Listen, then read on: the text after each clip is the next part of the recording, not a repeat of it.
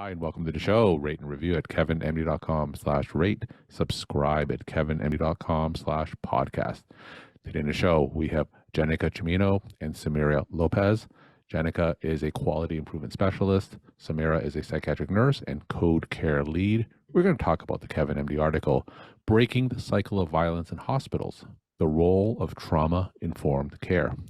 Jenica and Samira, welcome to the show. Thank you so much, Kevin. Great to be here. So I'm going to ask each of you just to briefly share your story and journey to where you are today. Jenica, why don't you go first?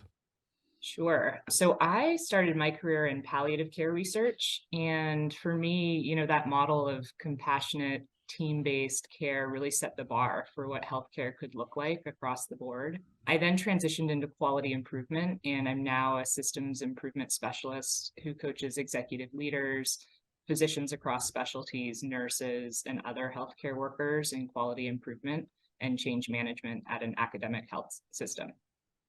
And Jenica, from your perspective as a process improvement specialist, from a clinician standpoint, what do you say are some of our biggest challenges?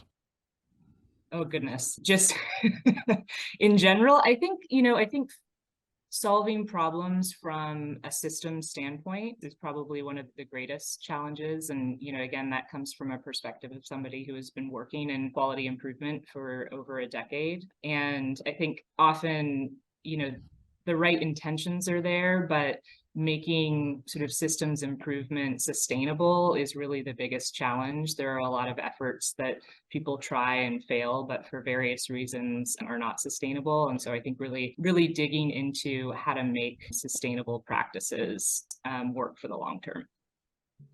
And Samira, can you just briefly share your story and journey to where you are today? Yes. So I have been a psychiatric nurse for nearly 10 years and have worked in mental health for about 20. It's always been a passion of mine, and I've worked in several different capacities. And I was working as a supervisor at a hospital as a psychiatric nurse there, and I loved what I was doing. However, I wanted to get back to patient care.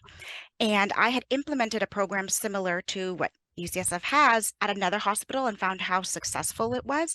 So when the opportunity came to apply trauma-informed care principles in a medical setting, it was exactly what I wanted to do. So I was very grateful to be able to have this opportunity to bring this to the hospital because I have seen how successful it can be. And Samira, just briefly, share some of the rewards that you have for implementing trauma-informed care at medical institutions. I would say the biggest rewards are patients feeling heard and saying that they feel that their needs were taken into account in the whole treatment plan.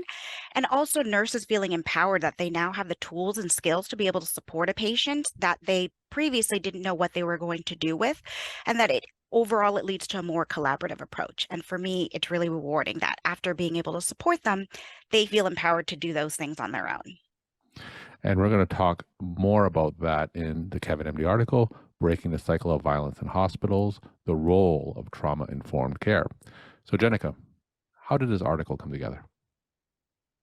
Yeah, so during the 2019-20 academic year, our improvement team, it was an interdisciplinary improvement team, was working on a key institutional priority to create an optimal work environment for employees as measured by the Gallup survey for staff and then the Net Promoter Score for physicians. We developed a recognition system for physicians and nurses to help us achieve our target.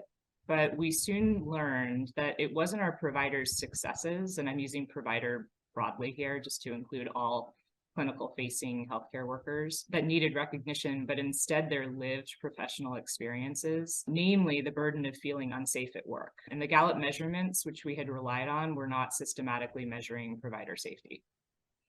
And Jenica, what would be some examples of cases where provider safety was threatened? Oh, goodness. Well, I guess some of the things that come to mind are really just the burden of workplace violence that's not physical assault. So the volume of events that represent other forms of mistreatment that also feel ubiquitous and underreported. So, the racist slurs, sexual innuendo, threats of violence, there have been multiple sort of accounts at our own institution of, patients throwing, hot coffee at nurses, throwing utensils, pulling nurses' hair, et cetera. So really egregious things. And I know it gets worse from there. And Samira has probably seen firsthand more kind of what this looks like and can look like. And Samira, from your experience, tell me what you've seen when it comes to nurses and clinician safety being threatened in the healthcare setting. I see it frequently, and I feel like what is the hardest and saddest part about all of that is that the feedback I get is that we just have to take it. The patient's needs are a priority, and we will sit there and listen to the verbal abuse and take it. And the physical abuse, we minimize and normalize it. So then it becomes a part of the everyday culture.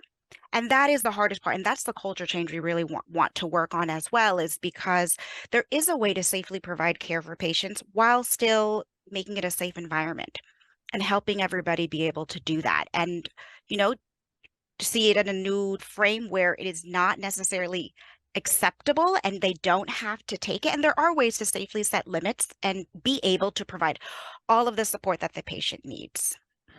So, Samira, let's walk through a scenario. Let's say if a nurse is threatened on a job, what will be the next steps? So the next step, I can speak to what the implementation of the code care team is. They would place a consult for us. And I just want to start by saying care is that we approach the situation as consider the facts, awareness of our assumptions, recognize others' perspectives, and evaluate the best option to move forward. So that is the mind frame we approach these situations. And so we would take the time to hear the nurse's perspective and what's going on, and then the patient's. It's really being able to identify what the underlying need is, while then still setting limits and saying about what we can tolerate and what we can't, and how can we work collaboratively to get your needs met, but for the nurse to also feel safe being able to enter that room and provide the care. And Samira, can you give us a hypothetical case study or scenario that can really illustrate that point? Yes. There was a code care place for a patient who inadvertently slapped a nurse or several nurses over 3 days. I went to go see her and spoke to her and explained, some of the concerns that we have. And she said that every time she gets woken up, she gets touched on her shoulder and she is having a fight or flight response. She lives on the street and didn't know who it was. And so we talked about her trauma and what alternative ways would be safer for nursing to be able to wake her up and talk to her and give her medications. And she said touching the bottom of her foot and yelling out her name loudly was a better way and a safer way for her in this hospital setting to be able to be woken up. Immediately after nursing got that feedback and that we were able to document that and come up with a plan, that is the way that nursing approached the patient. And there were no further incidents of anyone being assaulted. And I felt like nursing felt safer and the patient felt respected and heard. Jenica, tell us how, when it comes to trauma-informed care and trying to alleviate some of these assaults against nurses and threats against healthcare clinicians, how easy or difficult is it to implement trauma-informed programs like these? Well, I would say when we first sort of started to gather key stakeholders at our institution, I thought, well, here we go. This is probably going to be a multi-year effort, may or may not result in any significant change, but there were enough people who were really passionate. I was really passionate. This sort of followed,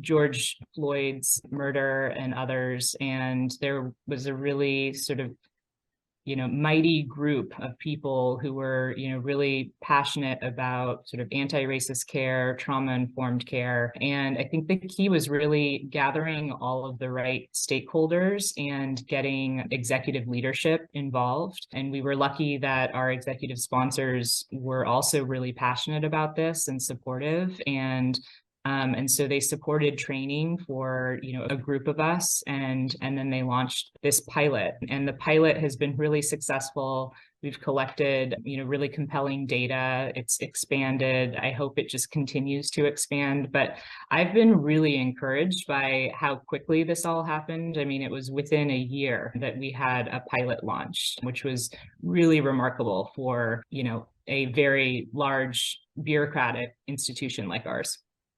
And Jenica, any data that shows that this program has moved the needle? Yes, Samira has been collecting some data on this, and Samira, please feel free to jump in here as well. But we have shown fewer calls to security. That has been very significant, as well as the need for sitters that has been reduced as well. We're looking at length of stay and to see if that, if this program will influence length of stay. I think some of that data are still coming in. The early data that we've collected have been really compelling, not to mention patient satisfaction and staff satisfaction. I mean, I think Samira can speak to this. I certainly can as well, but the number of physicians and nurses who have just said, listen, this is the best thing our institution has funded in recent memory, perhaps in the whole time that that I've been employed here. And so that's really exciting to hear that people's lived experiences are so positive. Yeah, I'll just add that the patient and staff surveys have been really, I think, the guiding force in pushing this forward. And so much so to the point where even I was surprised that I was hired on as a team lead and have been able to have the opportunity to hire one more person and expand to more units as within the next couple months, there's going to be a new unit added every month. And I think the combination of the interest in it and the impact that they've seen, more units are getting excited and signing up to receive this service. And there are talks about expanding to other campuses. So I feel like the need is there, the data is there to show that this is effective. I hear staff saying that they would call us first before calling security, which is really what we want to do, because this is a proactive, preventative de-escalation support team. And so the sooner we can identify concerns, the sooner we can reduce any risk of calling security and any risk of any escalation happening. And I should also add that the number of assaults have gone down as well. So that's really important. So Samira, a lot of medical institutions, they may not have necessarily the resources of UCSF, right? So what are some tips that emergency departments or hospitals across the country that doesn't have a formal program like yours, what are some tips that you could recommend that they can help potentially de-escalate situations? I would say one thing is to try to identify the underlying need of the patient and to see if that can be identified and resolved to support more of a collaborative approach and, talking with the patient to just get their perspective. I tell nurses and physicians all the time, 5 minutes of a conversation can feel like an hour for a patient. It's not all the time that we take the time to just hear what they need, and remembering that this is a vulnerable environment to be in and to try to create that sense of safety. But also, your safety is important, and it is okay to let a patient know that you do not feel safe and that you need to remove yourself from that situation so that maybe there can be time to breathe or, reconvene again. But safety for everybody is important, and we really shouldn't minimize that. It is not just the patient. It's all of us working collaboratively together. And Samira, what are some examples of questions that clinicians can ask patients in these situations? I feel like they could ask them, what is bothering you or what is hurting right now? And, even by that question, it can answer, I recently lost 4 people, but I'm here now. I'm stressed about money things. There could be social work needs that we just haven't even identified. But giving them the space to talk, I think, is the first step so that they can feel heard. You may not solve all the problems or anything like that, but the fact that you took the time to listen, I think, is the biggest thing to take away. Patients have told me several times that, yes, the problems weren't all solved, but you know what? I felt like they cared. They sat down and talked to me, and I felt like they cared, and that made their responses different. Now I'm going to ask each of you just your take-home messages to the Kevin MD audience. Jenica, why don't you go first? Ooh, I have so many, but I guess I would just say, our biggest lesson, at least those of us who wrote the article, that really the thesis of the piece, that, there's a diversity of phenotypes of behavioral escalation, and we often blame patients for past trauma and behavioral escalation that can include baseline dementia, substance use or withdrawal, encephalopathy, and decompensated mental health, as opposed to understanding the underlying pathophysiology or acting in a proactive and preventative way as a system. And Samira, what are some of your take-home messages that you want to leave? I think that regardless of the situation, you can provide trauma-informed patient-centered care while keeping yourself safe and the patient safe. And by working collaboratively, it can happen without any of the code care support teams or any of those any of those extra resources you have. Remembering that this is a person here in front of you and that there are several factors outside of this hospitalization that impact the patient, and that everyone can come from a trauma in various ways, and reminding yourself to look at what trauma potentially you could have that is coming forward in this situation. And so giving yourself permission to make mistakes and try again and support each other. Jenica and Samira, thank you so much for sharing your time and insight. And thanks again for being on the show. Thank you.